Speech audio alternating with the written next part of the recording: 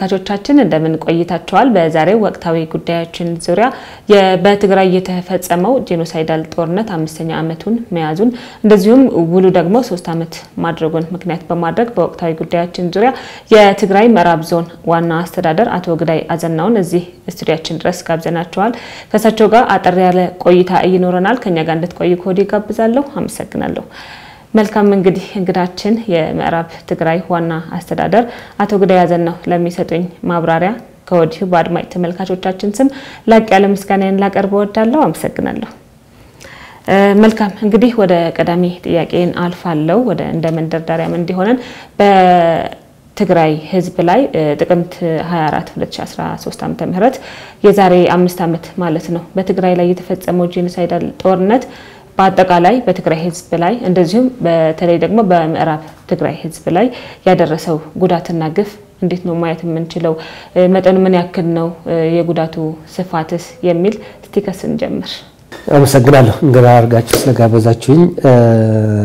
ሁሉም እንደሚያውቀው ከ5 ዓመት በፊት በምዕራብ ትግራይ ላይ የደረሰው አሰቃቂ የጄኖሳይዳል ጦርነት ሁሉም የትግራይ ህዝብ ያደረሰ ነው። በተለይ ደግሞ በምዕራብ ትግራይ አካባቢ አሰቃቂ በሆነ መልኩ በህዝቡ ላይ ግፍ ደርሷል።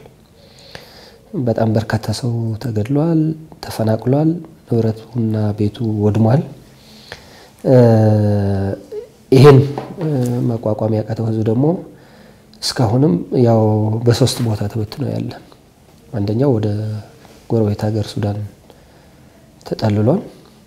በሁለተኛ በኩል ደግሞ በሁሉም የትግራይ ዞኖችና አካባቢዎች መጥቶ በአይዲፒ በተቀደደ ኬንዳ ነው እየኖረ ያለው። በሶስተኛ ደግሞ እዛ ከውስጥ ምዕራብ ትግራይ የቀረ ህዝብ አለ።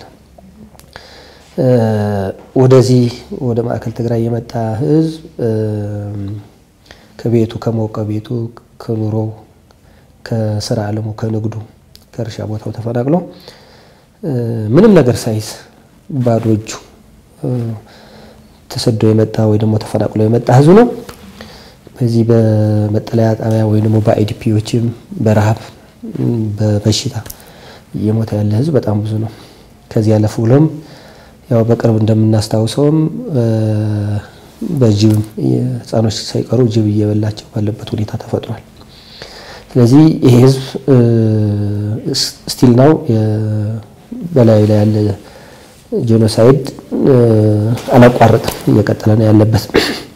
በሁለተኛ በጎረቤት ሀገር ሱዳን የተሰደደ ህዝብ ያው ረሃብ አለ፣ በሽታ አለ። በዚህ ላይ የሚሞት ሰው በጣም ብዙ ነው። በሌላ በኩል የሀገሩ የአካባቢ ናፍቆት አለበት። ቤተሰብ ከቤተሰብ ተለያይቷል። ባልና ሚስት ለየብቻው፣ እናትና ልጅ ለየብቻው ተለያይተው በናፍቆት የሚያሳልፉበት ጊዜ ነው ያለ።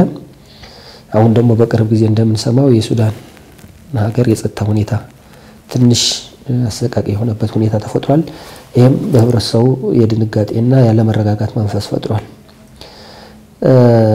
እዛው ምዕራብ ውስጥ የቀረሰውም ነፃነቱ ተገፎ በቋንቋው ማይናገር በቋንቋው ማይማርበት የጸጥታ ሁኔታ በጣም አስጊ የሆነበት ሰው በየወጣበት የሚቀርበት ሁኔታ ተፈጥሯል።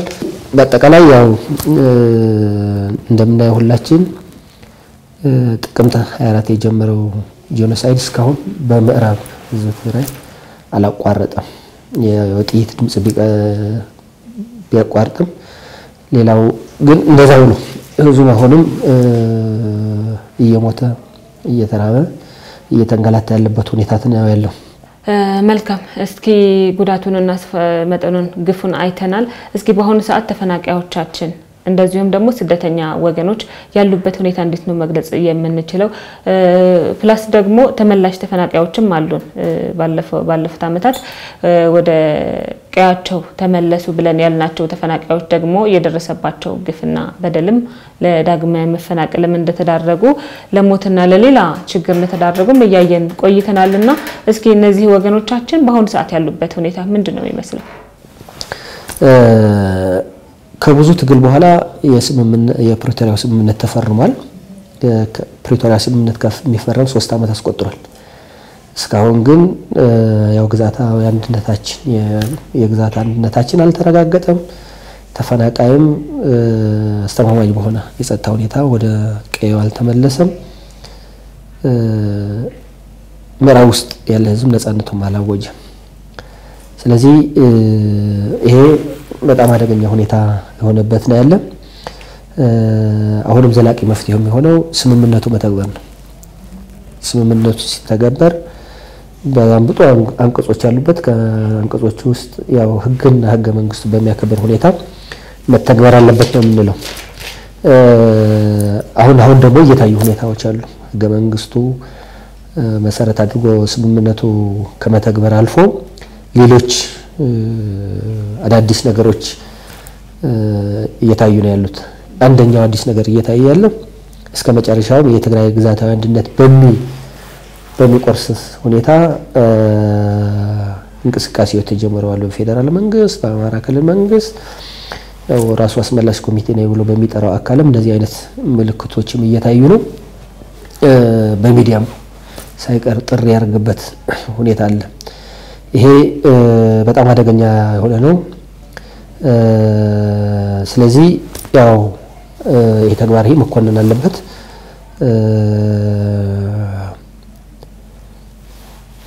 ትክክልም አይደለም ተብሎ ነው የሚታመነው። ስለዚህ አንደኛው እየተተገበረ ያለው በቀሩ ያየነው ያለው አንደኛው ይሄ ነው። ሁለተኛው ይሄ ግዛታዊ አንድነት ከመቁረስ በተጨማሪ የትግራይ ህዝብ አንድነት ለመበታተን እየተሰራ ነው። በመንግስትና በህዝብ መተማመን እንዳይኖር የስምምነት በፈረመው የቲፒኤልኤፍ ድርጅትና በህዝቡ በአባሉ መተማመን እንዳይኖር የሚደረግበት ሁኔታ አለ። የትግራይ ብሔራዊ ጥቅሞች የሚባሉ የትግራይ ብሔራዊ ጥቅሞቹ እንዳይከበሩ በሶስተኛ ደረጃ እየተሰራ ያለ ነው። የግዛት አንድነቱ እንዳይረጋገጥ፣ የትግራይ ህዝብ ድህነቱ እንዳይረጋገጥ፣ ማህበራዊ ኢኮኖሚ ተጠቃሚነት እንዳይረጋገጥ እየተደረገ ያለበት ነው። በአራተኛ ደረጃ ኢኮኖሚያዊ የበላይነት፣ ፖለቲካዊ የበላይነት እንዳይኖረው እየተሰራበት ያለ ሁኔታ ነው። ይሄ ስምምነት ባለመተግበሩ አሁን ደግሞ በቅርብ ጊዜ ያየን ያለ ነው። በአምስተኛ ደረጃ ተጠያቂነት እንዳይኖር እየተደረገ ነው። ቀደም በመግቢያችን እንዳነሳ ነው ምዕራብ ትግራይ ላይ የተፈጸሙ ወንጀሎች ተጠያቂነት መረጋገጥ መቻል አለበት። የተጠያቂነት ሊረጋገጥ ከሆነ ደግሞ የፕሪቶሪያው ስምምነት ሳይሸራረፍ ሙሉ ለሙሉ ተግባራዊ ሲደረግ ነው። ስለዚህ አሁን በፌደራል መንግስትም በአማራ ክልል መንግስትም በአስመላሽ ኮሚቴ የሚባለው አካልም እየተደረገ ያለው ሁኔታ የተጠያቂነት እንዳይሰፍንና እንዳይረጋገጥ የህግ የበላይነት እንዳይረጋገጥ ያው ግዛታዊ አንድነት የትግራይ ግዛታዊ አንድነት ሳይረጋገጥ እንዲቀር ሰፊ ርብርብ እየተደረገበት ሁኔታ ነው ያለው። ሁለተኛ አመራሩ ላይ ህዝቡ በመረጠው አመራር ነው መመራት አለበት የሚባለው ነገር የትግራይ ህዝብ ሆነ የምዕራብ ትግራይ ህዝብ ባልመረጠው አመራር ተመርቶም አያውቅም። እስከ 2011 ዓ.ም የቀበሌ ምክር ቤትም የወረዳ ምክር ቤትም የሚመራውን አመራር ከአስተዳዳሪ ጀምሮ የሌሎች የወረዳው ኮሚቴዎች በምርጫ ነው የሚመሩት። ቲፒኤልኤፍ በ2011 ዓ.ም የምክር ቤቱ ምርጫ ተጨማሪ ስራ መሰራት አለበት ብሎ የሆነ አመራርም በኮንፈረንስ እንዲመረጥ ብዙ ተሰብስቦ የሚመራውን አመራር የፈለገውን አመራር ተሰብስቦ እንዲመርጥ ነው የተደረገው። ስለዚህ ምዕራብ ትግራይ ላይ ያው በአመራሩ ዙሪያ ቀደም እንደተነሳ ህዝቡ ባልመረጠው መሪ ተዳድሮ አያውቅም። ከቀበሌ ጀምሮ ከወረዳ ጀምሮ እስከ ዞን በመረጠው መሪ ነው የሚተዳደረው። ባለፈው ሲነሳ ነበር ሁመራ ባልመረጠው መሪ መተዳደር የለበትም የሚለው ነገር። ስለዚህ አሁን በፊቱ ነው ተግባራዊ እየተደረገ ያለው። 2011 ዓ.ም እንደ ድርጅት ቲፒኤልኤፍም የምክር ቤቱ ምርጫ በቂ አይደለም ተብሎ የወረዳም የዞንም አመራር በጉባኤ ማለት ኮንፈረንስ ተደርጎ ነው እንዲመረጥ የተደረገ። ስለዚህ ህዝብ ይጠቅመኛል ይመራኛል የሚለው አካል መርጦ ነው እየተዳደረ የነበረው። ስቲልንም እሱ ነው ተግባራዊ እየተደረገ ያለበት ሁኔታ ማለት ነው። ስለዚህ በዚህ ደረጃ ነው መገንዘብ ያለብን የሚለው ነገር በደንብ መጨበጥና መያዝ ያለበት ሐሳብ ነው። ለዚህም ስምምነቱ እንዳይተገበር የሚደረጉ ሩጫዎች ናቸው። እነዚህ ተደምረው ስምምነቱ በታሰበበት መንገድ ጊዜ ሳይጨርስ ቶሎ እንዲተገበር ከማድረጉ በፊት ሌሎች ተጓዳኝ ነገሮችን እያመጡ ስምምነቱ እንዲዘገይ የህዝቡ ሲቃይ እንዲራዘም የሚደረግ ሁኔታ አለ። ይሄ መቆም አለበት፣ አጠቃላይ መቆም አለበት። በርካታ በሚኒስትር ደረጃም እንደዚሁም በግለሰብ እንዲሁም በተቋማት ደረጃ ምዕራብ ትግራይን የማካለል ወደ አማራ ክልል የማካለል እንደዚሁም ደግሞ ዲሞግራፊን የማስቀየር ስራዎችና እንቅስቃሴዎች በስፋት እንደሚታይ ምዕራብ ትግራይ ላይ አይተናል። ተማሪዎች ወይም ደግሞ ህፃናት በቋንቋቸው በአፍ መፍቻ ቋንቋቸው መማር ሲኖርባቸው በአማርኛ ቋንቋ እንዲማሩ እንደዚሁም ደግሞ የስያሜ ለውጥም እንዳለ እየነገሩን ቆይተዋልና ይሄ ነገር ወይ ደግሞ ይሄ እንቅስቃሴ ውሉ ላይ በተለይ ደግሞ በህገ መንግስቱን ከመጣስ አቋያ እንዲሁም ውሉን ወደ ኋላ ከመጎተት አቋያ ያለው አሉታዊ ጫና እንዴት ማየት እንችላለን?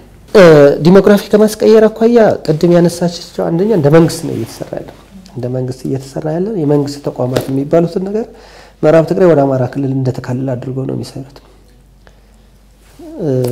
እንደ ባንክ አይተሽ ከሆነ ትምህርት ሚኒስቴር፣ የግብርና ሚኒስቴር ያው ምዕራብ ትግራይ እንደ የአማራ ክልል አንድ ዞን አድርገው ነው የሚወስዱት። ስለዚህ እንደ መንግስት እንደ ፌደራል መንግስት የትግራይ ግዛት አንድነትን በኃይል ነጥቆ ለሌላ አካል የመስጠት ፍላጎቱ በተለያዩ የማስፈጸሚያ አካላት እያስፈጸመው ነው ያለ። ትልቅ ትግል መደረግ ያለበትም እዚህ ላይ ነው። ይሄ አንደኛ ቅድም እንደተነሳው ውሉ ይጥሳል፣ ሁለተኛ ህገ መንግስትም ይጥሳል። ኢትዮጵያ ተዳደረበታለሁ መራበታለሁ የምትለውን ህገ መንግስት እየጣሰ ነው። ምዕራብ ትግራይ የትግራይ ነው። ስለዚህ ምዕራብ ትግራይ የትግራይ ነው፣ ትግራይ ነው ራሱ። ስለዚህ እየጣሰ ነው የሚለውን ነገር ይወስዳል። ሁለተኛ ዲሞግራፊ ለመቀየር የሚደረገው ነገር ምዕራብ ትግራይ ውስጥ ላይ እየሰሩት ያለ ስራ ነው። በኃይል ከተቆጣጠሩ አካባቢውን በኃይል ከተቆጣጠሩ ከአማራ ክልል የሚያስተዳድረውን አካል አምጥተው ነው የመደቡበት። በማዕከላዊ ኮሚቴ ደረጃ የሚጠቀሰው ሰው እሱ ብቻ አይደለም።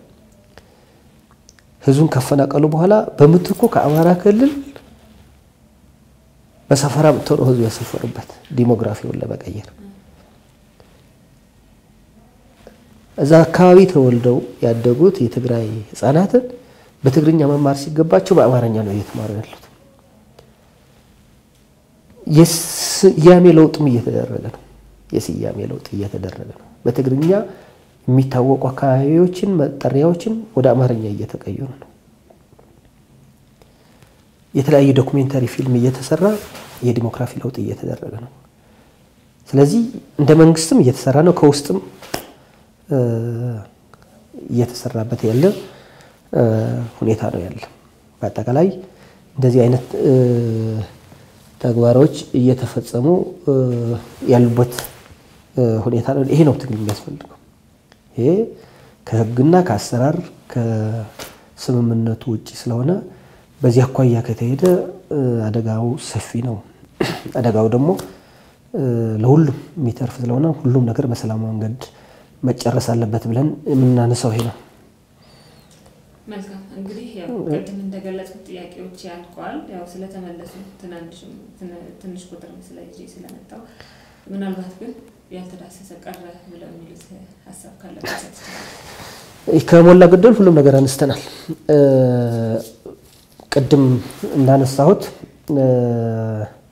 ይሄ ህዝብ ሙሉ ለሙሉ ሳይጠፋ የምዕራብ ትግራይ ህዝብ ሙሉ ለሙሉ ሳይጠፋ ሁሉም የሚከለከተው አካል ርብርብ ማድረግ አለበት። ቅድም ስታነሺ ነበር ከመፈናቀሉ በፊት መንግስታዊ መዋቅር ነበረው። የቀበሌ አመራር ነበረው፣ ህጋዊ የሆነ ምክር ቤት ነበረው። በወረዳ ደረጃም ህጋዊ የሆነ ምክር ቤት ነበረው፣ የሚመሩት አመራርም ነበሩት። በዞን ደረጃ አደረጃጀት ነበር። አሁን ህዝቡ ከሶስት ነው የተበተነ፣ አመራሩም እንደዛ። ስለዚህ ህዝቡን ብቻ አይደለም የበተኑት፣ አመራሩም በስርዓት እንዳይመራ ነው የተበተነ። አሁን አመራሩ በተደራጀ መንገድ ህዝቡም እየመራ አዲስ ተደራጅቶ አው ከተፈናቃዩ ወደ ቀዩ እንዲመለስ ውስጥ ያለው ሰው ነፃ ወጥቶ እንደ አዲስ ወደ ዳግም ግንባታ ስራችን እንድንሰራ የሁሉም አካል ርብርብ ያስፈልጋል። ስለዚህ የሚዲያ አካላትም ድርሻቸው መወጣት አለባቸው። አክቲቪስትም ድርሻው መወጣት አለበት። ሊቅ የሚባለው ነገር ቅድም እንዳነሳው ሁሉ በዚህ ላይ ርብርብ ማድረግ አለበት። ይሄ ተደርጎ በአጭር ጊዜ የትግራይ ግዛታዊ አንድነት ተረጋግጦ ተፈናቃዮች አስተማማኝ በሆነ መንገድ ወደ አካባቢያቸው ካልተመለሱ ውስጥ ያለው ህዝባችን ነፃ ካልወጣ ወደ ዳግም ግንባታ ስራችን ካልገባን እንደ ህዝብ ምዕራብ ትግራይ የሚባለውን ህዝብ ልናጣው እንችላለን። ስለዚህ ሁሉም አካል የሚመለከተው አካል በዚህ ላይ ርብርብ ማድረግ መቻል አለበት የሚል ሐሳብ ነው ያለ። አመሰግናለሁ።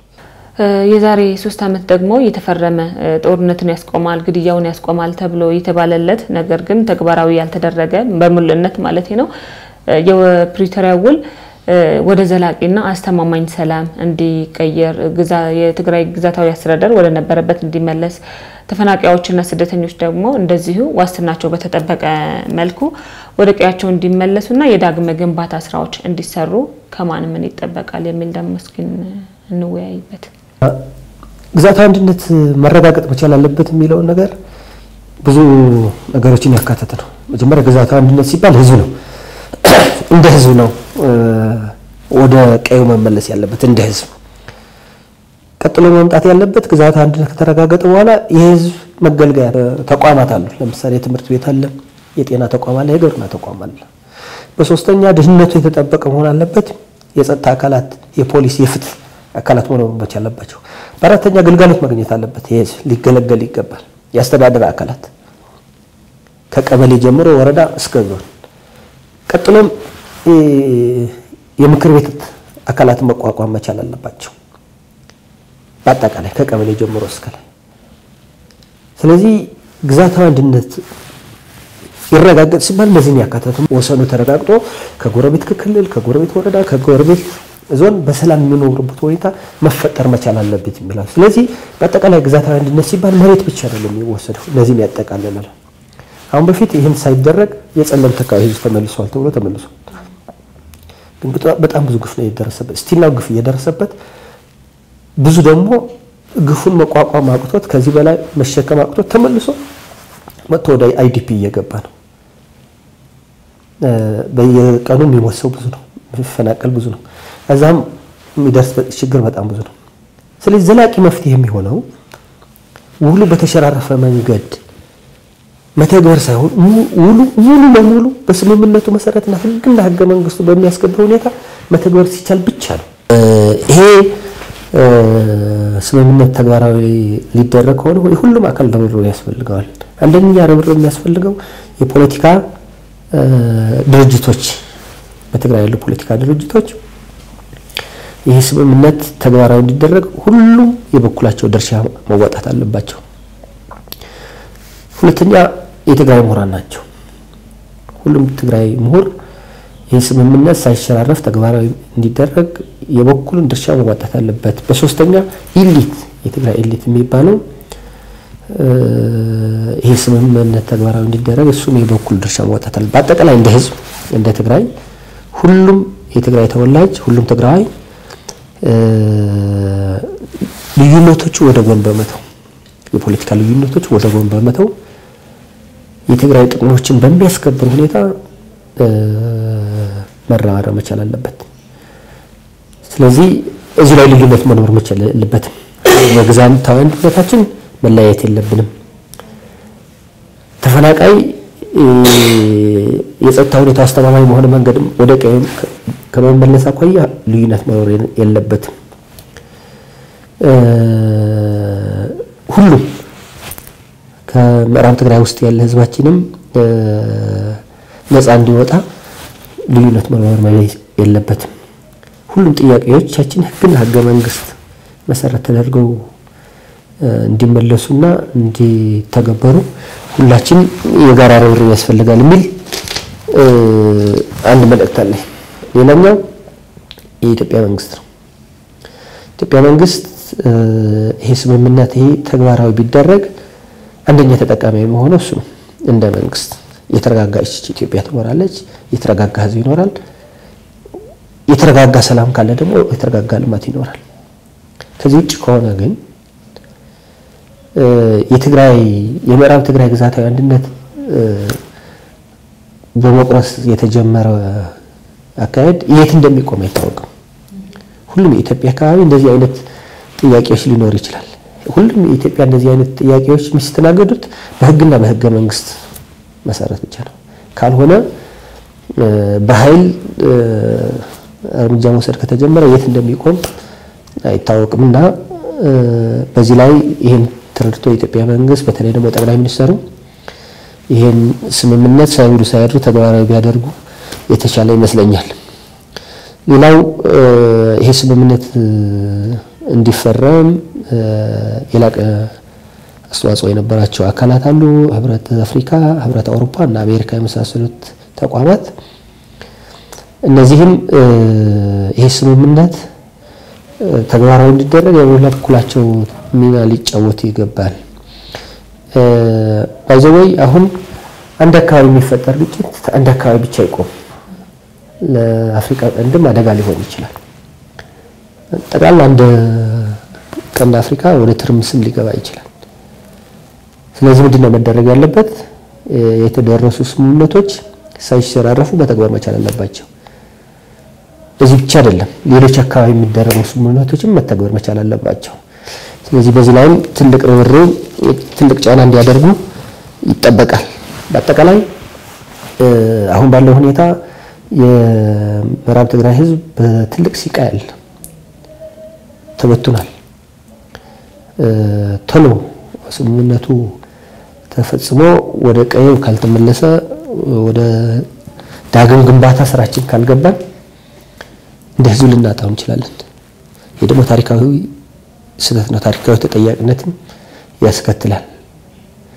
ስለዚህ የሚመለከተው ሁሉም አካል በዚህ ላይ ረብረብ ሊያደርግ ይገባል። በስተመጨረሻ ላይ ደግሞ ያው የውሉ ተግባራዊ አለመደረግ ምን ችግር ሊፈጥር ይችላል? እርግጥ ነው ያየነው ነው ችግሩ ተፈናቃዮቻችን ላይ በአጠቃላይ ደግሞ ህዝብ ላይ እየፈጠረው ያለው ችግር የሚታወቅ ነው የሚታይ ስለሆነ ማለት ነው። ከዚህ በተጨማሪ ግን ዘላቂ የሆነም ወይም ደግሞ ከዚህ ከትግራይም አልፎ በሀገሪቱ ብሎም ደግሞ በምስራቅ አፍሪካም ቀጠናዊ ሰላም ከማደፍረስ ጋር ተያይዞ ቀጣይነት ያለው ችግር ከሱ ጋር በተያያዘ እስቲ ስለሱ ደግሞ እንመልከት። ዘላቂ መፍትሄ የሚሆነው አንድና አንድ ነው አማራጭ። አንደኛው ምንድነው አማራጭ? ይሄ ስምምነት ሳይሸራረፍ መተግበር ብቻ ነው። ከዚህ ውጭ ሌላ አማራጭ የለም። ከዚህ ውጭ የሚመጣው አማራጭ የከፋ ነው፣ የከፋ አማራጭ ነው የሚሆነው። ስለዚህ ስምምነቱ መተግበር ነው ያለው። ስምምነቱ ሲተገበር በጣም ብዙ አንቀጾች አሉት። ከነዚህ አንቀጾች ውስጥ አንደኛው የሚያመጣው ምንድነው? ሁሉም ስምምነቶች ህግና ህገ መንግስቱ መሰረት አድርገው ይጨርሳሉ ነው የሚለው።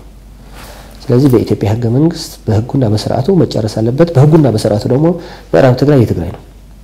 ስለዚህ ወደ ትግራይ መመለስ አለበት።